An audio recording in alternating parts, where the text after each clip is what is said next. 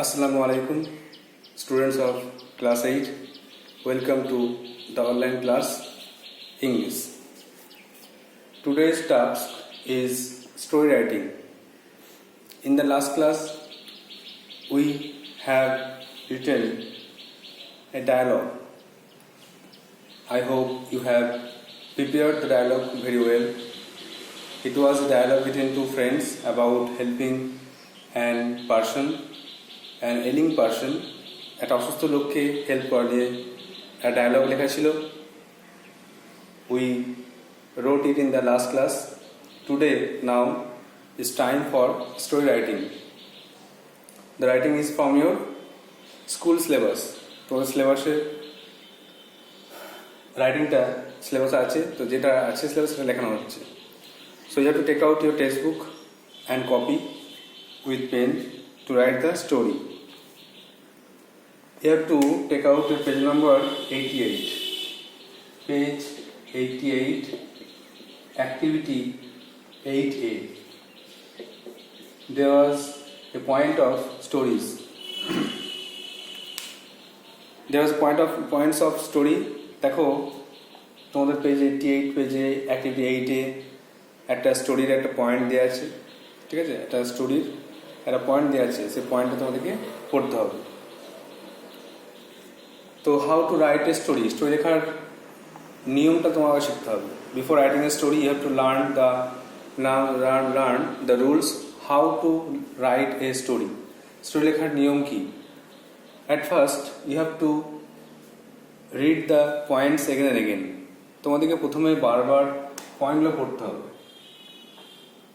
How to write a story. Story লিখবো কেমন করে? প্রথম পয়েন্ট কি না, read the points again and again. বারবার পয়েন্টটা পড়ো.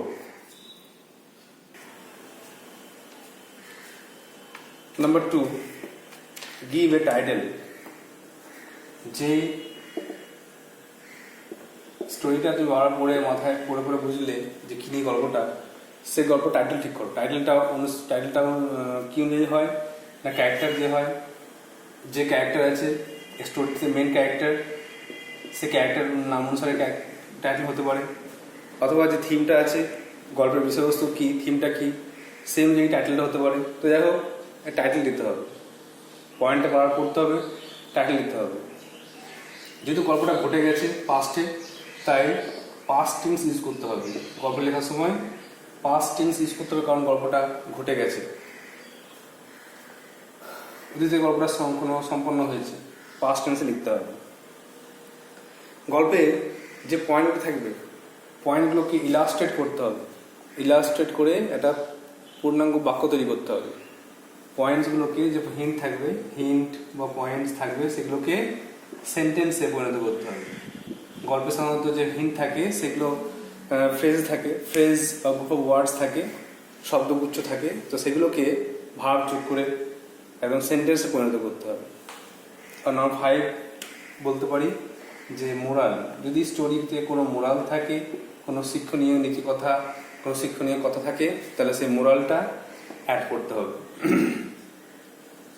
These are the main 5 rules how to write a story. গল্প লেখার এই প্রধান 5টা নিয়ম বলা হলো.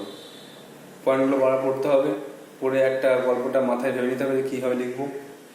টাইটেল ঠিক করতে টাইটেল দিতে হবে. গোটা গল্পটা পাস্ট টেন্স লিখতে হবে. আর হিন্টগুলোকে বারবার পড়ে সেগুলোকে সেন্টেন্স তৈরি করতে হবে. আর মাঝে মাঝে তুমি একটা দুটো পয়েন্ট বাড়াতে পারো, একটা দুটো পয়েন্ট বাড়িয়ে নিজের মতো করে লিখতে পারো. আর লাস্টে একটা মোরাল দিতে হবে. তাহলে আজকে যে গল্পটা আছে, স্টোরিটা আছে, সেটা 88 পেজে 8A পড়ছি. Write a short story in about 80 words using the following hints. নিচের ইঙ্গিতগুলো ইউজ করে তুমি একটা শর্ট স্টোরি লেখো. Give a suitable title to the story. গল্পে একটা টাইটেল দেবে. পয়েন্টগুলো কী? A farmer finds a snake almost dead with cold. একটা কৃষক দেখলো একটা সাপ মাঠে পড়ে আছে প্রায় মৃত. ব্রিংস ইট হোম. সেটাকে বাড়িতে নিয়ে আসে. ওয়ার্মস ইট, এটাকে উষ্ণ করে গরম করে রাখে। সেভস ইটস লাইফ, উষ্ণ করে দেওয়ার পরে খারাপ খাবার দেওয়ার পরে তাকে বাঁচিয়ে তোলে। The snake is about to bite the farmer son, সাপটি ওই কৃষকের সন্তানকে প্রায় কামড়াতে যায়। The farmer chases the snake away, আর শেষে কৃষক বিরক্ত হয়ে রেগে গিয়ে একটা লাঠি নিয়ে সাপটাকে তাড়িয়ে সাপটিকে তাড়িয়ে দেয়। তো এটা দেখো পয়েন্টটা খুব ছোটো করে দেওয়া আছে। তোমাদের এই কটা পয়েন্ট সেন্টেন্সে লিখলে 80 ওয়ার্ড বা 100 ওয়ার্ড করা যাবে না। তোমাদেরকে 80 ওয়ার্ড লিখেছে মানে 80 থেকে 100 বা 120-র মধ্যে লিখতে হবে। তো তোমাদের কী করতে মাঝে মাঝে পয়েন্ট পড়াতে হবে, কিছু পয়েন্ট নিজেকে বাড়িয়ে লিখতে হবে, তাহলে একটা পুরো বড় একটা স্টোরি লেখা সম্ভব হবে। তাহলে এগুলোকে লিখে দিলে ছোটো হয়ে যাবে, এগুলোকে সেন্টেন্স করে লিখলে ছোটো একটা স্টোরি হবে। এই জন্য তোমাদেরকে পয়েন্টটা ইলাস্ট্রেট করতে হবে।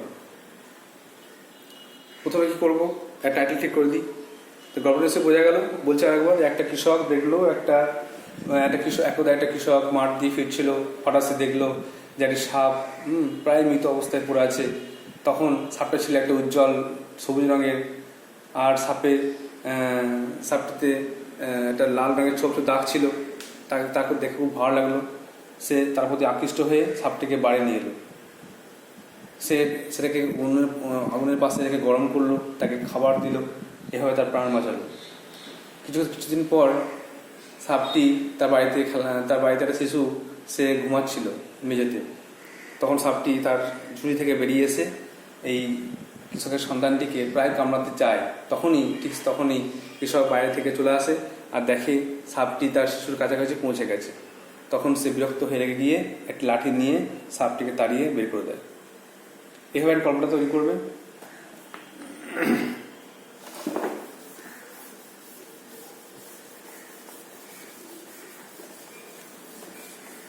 প্রথমে লিখতে হবে টাইটেল দেবে একটা,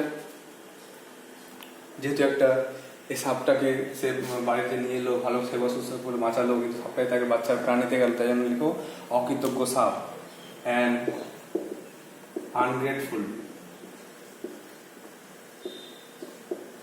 আনগ্রেটফুল স্নেক, একটি অকৃতজ্ঞ সাপ। এই গ্রেটফুল স্পেলিংটা ভালো মনে রাখতে হবে, GRATEFUL, গ্রেটফুল। আর একটা হয় GREAT, গ্রেট মানে মহান, ওইটা কিন্তু নয়। আনগ্রেটফুল মানে অকৃতজ্ঞ, এটা অকৃতজ্ঞ সাপ। এবার পয়েন্টগুলো দেখে পয়েন্ট বাড়িয়ে লিখতে হবে। প্রথমে লিখতে হবে একদা এক সময় একটি কৃষক তার মাঠ থেকে ফিরছিল। Once upon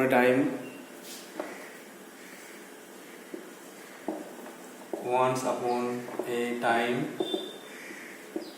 a farmer was returning home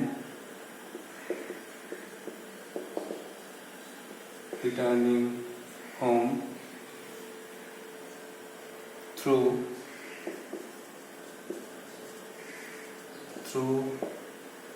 his fields. একদা এক সময় একটি কৃষক তার মাঠের মধ্য দিয়ে ফিরছিল, মাঠে গিয়েছিল, মাঠের মধ্য দিয়ে বাড়ি ফিরছিল।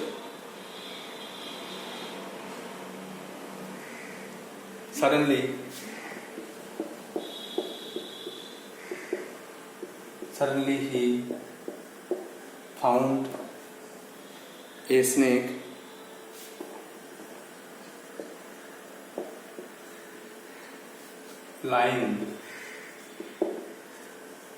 lying almost dead with cold.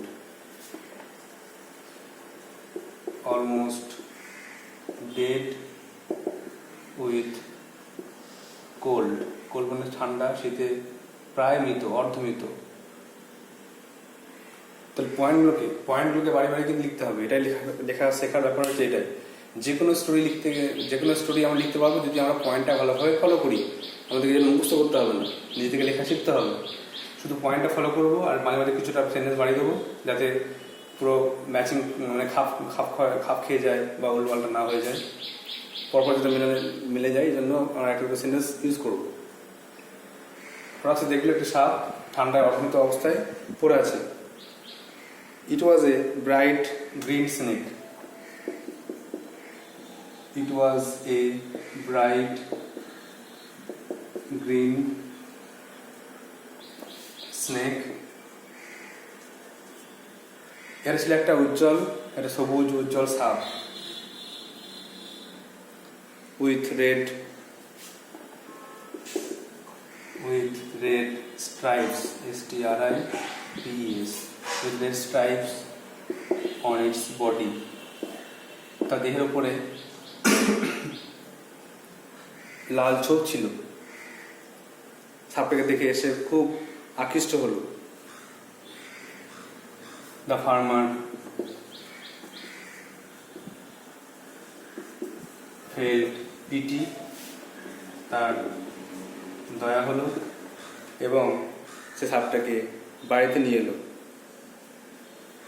And brought the snake home. সাপটিকে সে বাড়িতে নিয়ে এলো।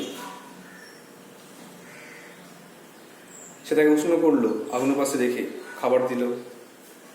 লেখো হি, উষ্ণ করা লেখা ওয়ার্ম পয়েন্ট দেখো, হি ওয়ার্মড ইট। গরম করলো কি করে? বাই কিপিং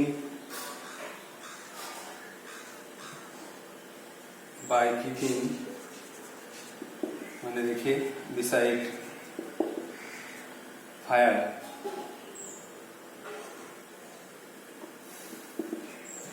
And খাওয়ালো, and fed it rice and milk, এবং তাই খাওয়ালো দুধ ভাত।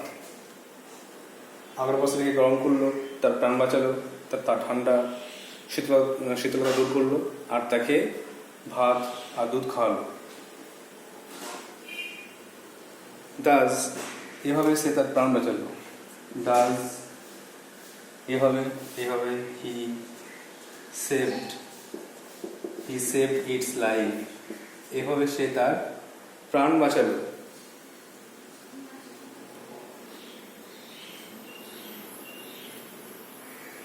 And,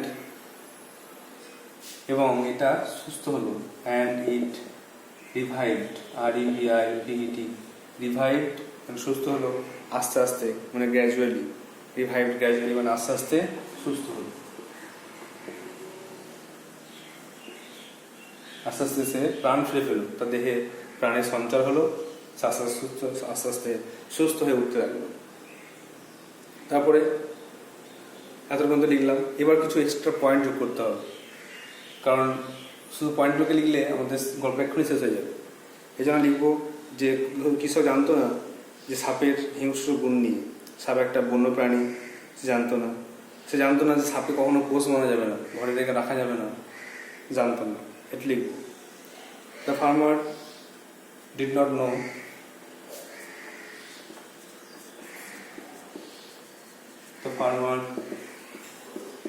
not know that the snake is a wild creature. সাপ একটা বন্য প্রাণী, and it cannot be tamed, and it cannot বা can't be tamed, TAMED। জানতো না যে সাপ একটা বন্য প্রাণী, একে পোষ মানানো যাবে না। সে আকৃষ্ট হয়ে সাপটাকে নিয়ে এসেছিল, দয়া দেখিয়ে সাপটাকে নিয়ে এসেছিল, কিন্তু কখনো বুঝতে পারেনি যে ও তো একটা বন্য প্রাণী, ওকে তো পোষ মানানো যাবে না, ঘরে নিয়ে গেলে আমার ক্ষতি করবে, জানতো না। তবুও সাপটাকে বাড়িতে রাখলো। তবুও সুস্থ হওয়ার পরেও সে বাড়িতে সাপটাকে রাখলো।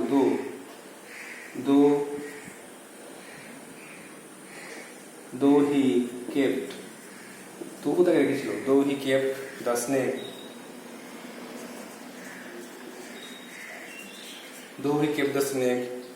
in his house,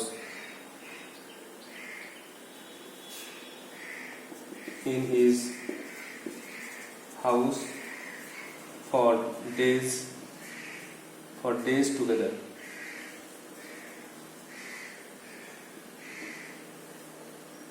জানতো তবুও সে জানতো না যে সাপটা ক্ষতি করতে পারে, এই জন্য তবুও সে সাপটাকে কিন্তু ঘরে রেখেছিল। আমাদের হাফ লেখা হয়েছে, বোর্ডটা বুঝতে হবে, এই জন্য ফার্স্ট থেকে পড়ছি, মিলে নাও। অ্যান আনগ্রেটফুল স্নেক, একটি অকৃতজ্ঞ সাপ। Once upon a time a farmer was returning home through his fields. একদা এক সময় একটি কৃষক সে তার নিজের মাঠের মধ্য দিয়ে বাড়ি ফিরছিল। Suddenly he found a snake lying almost dead with cold. হঠাৎ সে দেখল একটি সাপ, সে প্রায় ঠান্ডায় অর্ধমৃত অবস্থায় পড়ে আছে।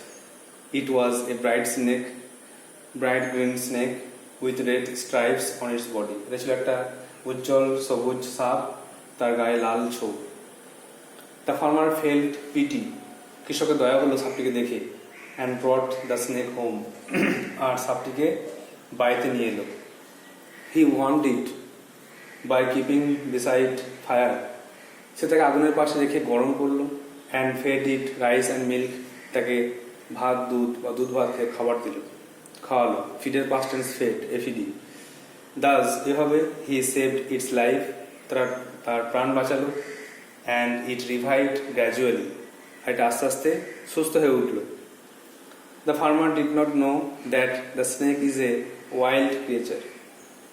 কিছু জানতো না যে সাপ একটা বন্য প্রাণী। And it can not be tamed, এবং একে পোষ মানানো যাবে না, বাড়িতে রেখে তার কোনো উপকারই হবে না। দো হি kept the snake in his house for days together, তবুও সে সাপটাকে বহুদিন তার ঘরে রেখেছিল, যাতে সম্পূর্ণ সুস্থ হতে পারে আর বনে ফিরে যায়।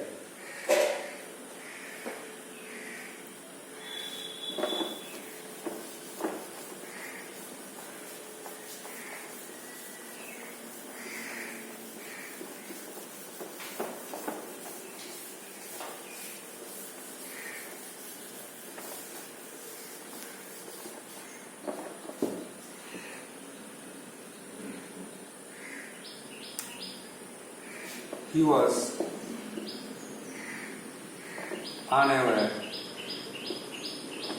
was unaware. অজ্ঞাত ছিল about its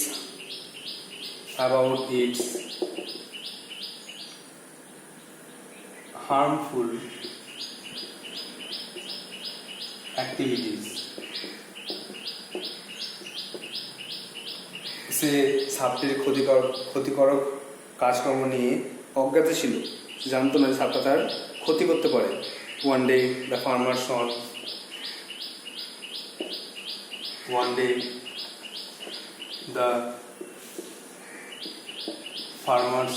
son was, একদিন কৃষকের সন্তান ঘুমিয়েছিল। was sleeping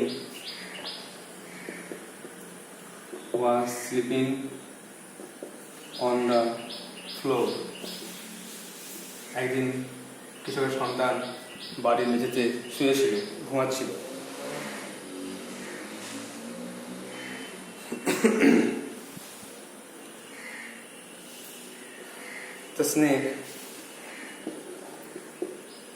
The snake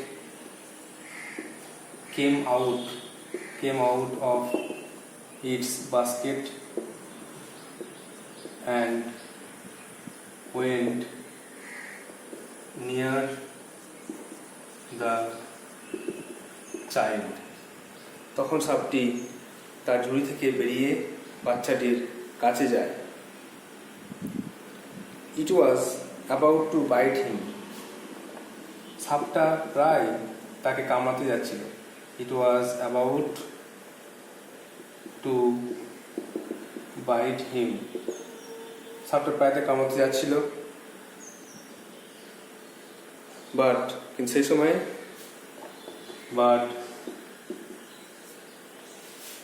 the farmer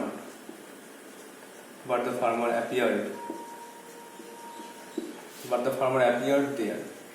কিন্তু সেখানে সে কৃষক চলে আসে, বাইরে থেকে সে চলে আসে।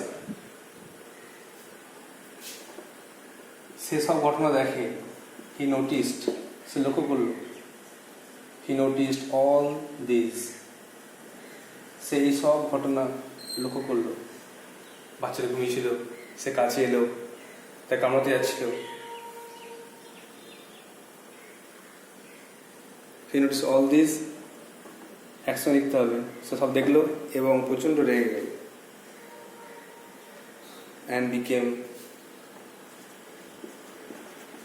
and became very angry, এবং প্রচণ্ড রেগে গেল। he picked up a stick and chased, তাই দেওয়া CHASED, chased away the snake, এবং সে সাপটিকে তাড়িয়ে দিল। chased away the snake, সে লাঠি নিয়ে সাপটিকে তাড়িয়ে দিল।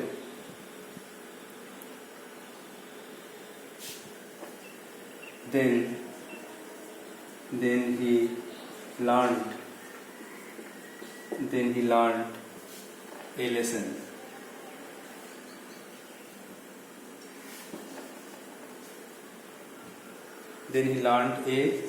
LESSON, তারপরে সে একটি শিক্ষা পেল, যে কখনোই বন্য প্রাণীকে পোষ মারা যায় না, কোনো দুষ্ট ব্যক্তিকে কখনোই ভরসা করা যায় না। তারপর সেটা শিক্ষা পেল, সেটা কি মোরাল আকারে লিখতে হবে। মোরাল,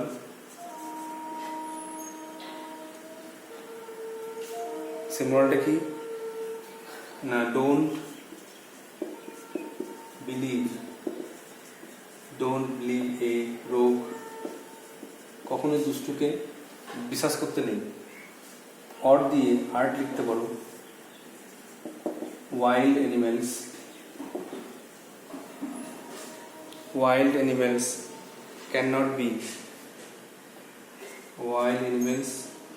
can't be tamed, বন্য পশুদের কখনোই পোষ মানানো যায় না।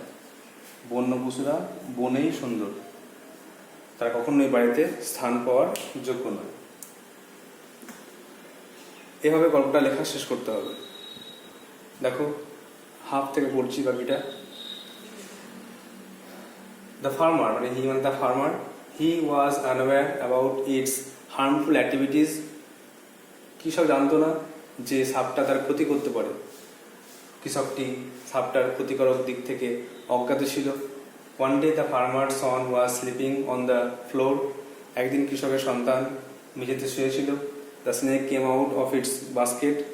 স্নেকটি তার ঝুড়ি থেকে বেরিয়ে আসে and went near the child. শিশুটির কাছে যায়। It was about to bite him. এটা প্রায় তাকে কামড়াতে যায়। But the farmer appeared there. কিন্তু কৃষকটি চলে আসে বাইরে থেকে।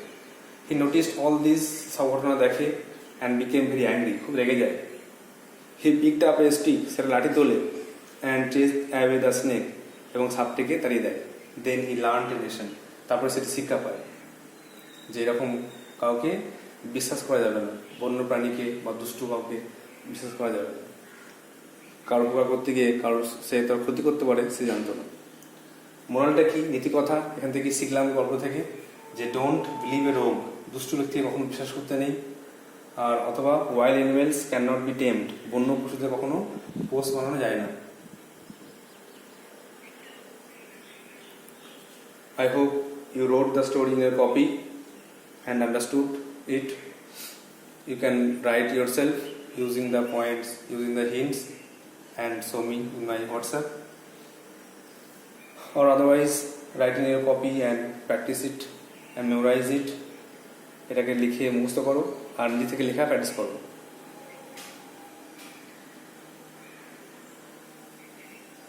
In the next class, we will discuss another writing. So that's all for today.